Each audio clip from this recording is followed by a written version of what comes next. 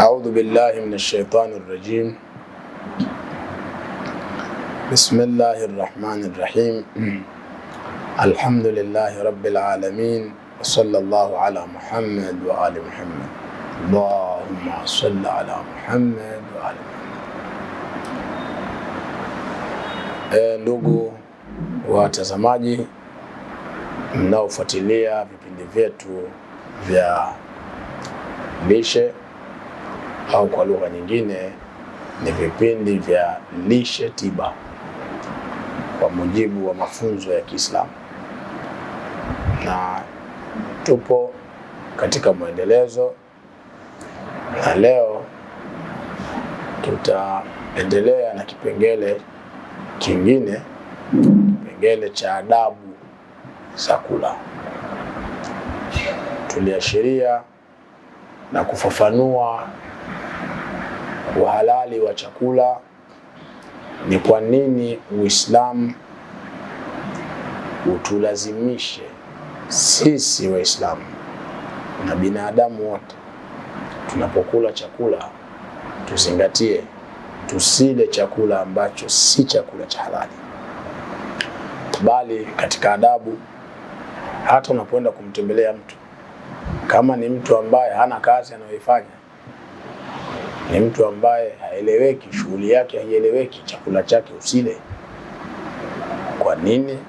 Kwa sababu unapokula chakula ni lazima ujue kwamba chakula hiki ni cha halali au si cha halali. Kwa hiyo at least kwamba lazima mtu ambaye wewe unakula chakula chake awe ni mtu unaamini kabisa kwamba huyu ni mtu labda shughuli yake ni shughuli fulani na ni halali. Na kuna wale watu kabisa unajua shughuli zao ni shughuli za haramu. Kwa mfano, kuna watu wengi labda kupitia mambo ya utovu wa maadili wao wanaingiza pesa. Hawa watu miji yao unaweza ukasalimia tu, lakini usile, kwa sababu ushajua kwamba huyu mtu kipato chake kinapitia kwenye wizi, kinapitia kwenye dhulma. Hawa wanadhulumu sana, hawa wengine wanafanya ufuska, wanapata hela. Hawa wote usile wewe chakula, utaangamiza maisha yako. Ulikuwa wewe unasali, utajikuta sala imekuwa nzito kwako. Ulikuwa unaamka usiku, utajikuta tena huamki usiku. Siku moja kwa Imam Sadiq alayhi salam, yuko bwana mtume huyu, mmoja katika wafuasi wake alimfuata akamwambia, mimi nilikuwa na swali sala sana za usiku, sasa hivi siamki tena. Akamwambia haiwezekani. Akamwambia ndio siamki. Akasema basi wewe kuna dhambi ambayo umeifanya. Kwa swala la uhalali ni swala muhimu. Leo hii kipengele ambacho tutakizungumza ni kipengele cha adabu za kula chakula. Adabu za kula chakula tuliashiria kama anwani. Leo hii kipengele hiki tutakifafanua, na kipengele hiki tutakuwa tunakifafanua mara kwa mara, kwa sababu ni kipengele mama katika somo letu la nini? Somo letu la vyakula au somo letu la chakula. Lakini haya mambo tunayoyaongea usidhani kwamba ni mambo ambayo tunayaokota chini na alafu tunakutupia. La hasha, sio hivyo.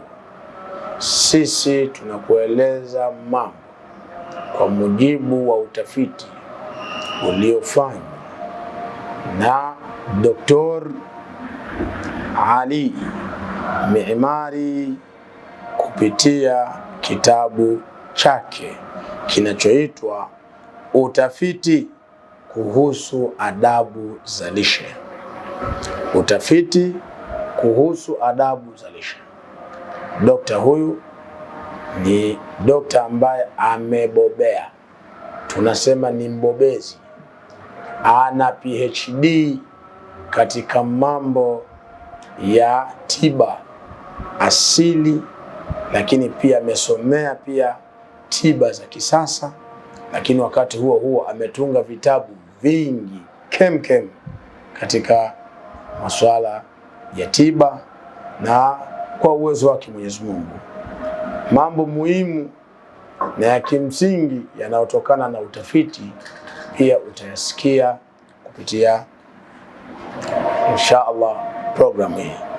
Lakini zaidi ya kitabu hiki tunarejea zingine mbalimbali ambazo tumekuwa tukizitumia katika kuelezea vitu hivi, tukiongeza pia na experience ambayo tumekuwa tukipitia katika mambo haya. Kwa hiyo na maana haya mambo ambayo utayapata hapa yazingatie.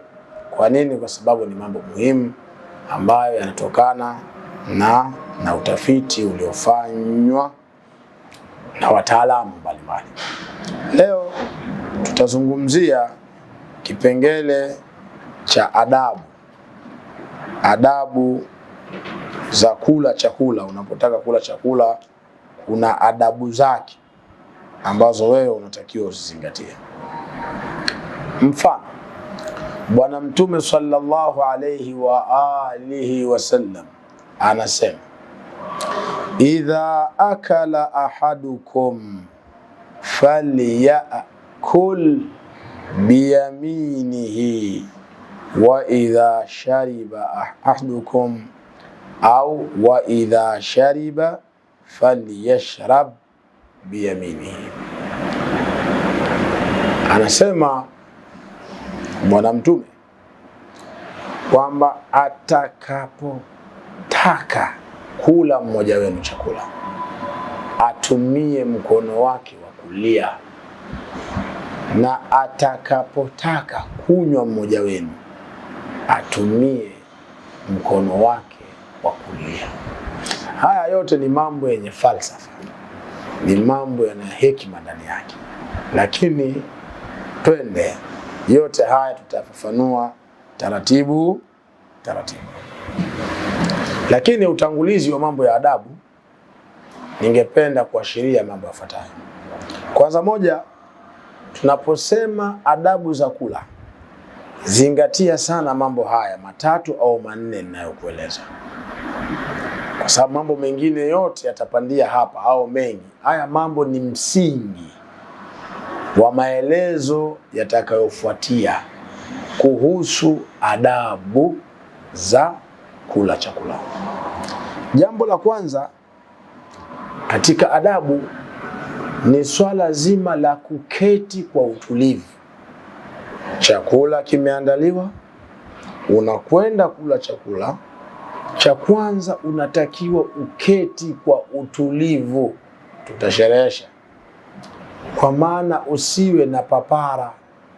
Lakini jambo la pili ni swala zima la kula taratibu, usile kwa pupa, kula taratibu.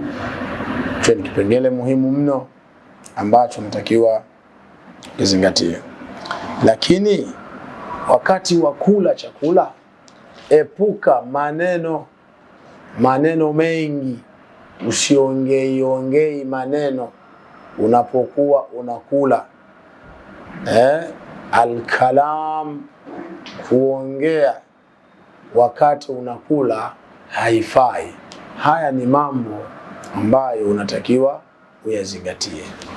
Haya niliyoyasema ni msingi wa awali wa adabu za chakula, na kuna mengine yanayofuata mengi kem yatakujia, isipokuwa haya pia tutasherehesha kwa undani na kwa kirefu zaidi. Kwa hiyo tunakuomba, ni kwa nini tuseme swala zima la kuketi kwa utulivu? Je, unakuwa unatengeneza kitu gani? Ni kwa nini tuseme kula taratibu? Je, unatengeneza kitu gani pale? Ni kwa nini hatutaki unapokuwa unakula uongee maneno yasiyoisha ya porojo? Kwa nini iwe hivyo?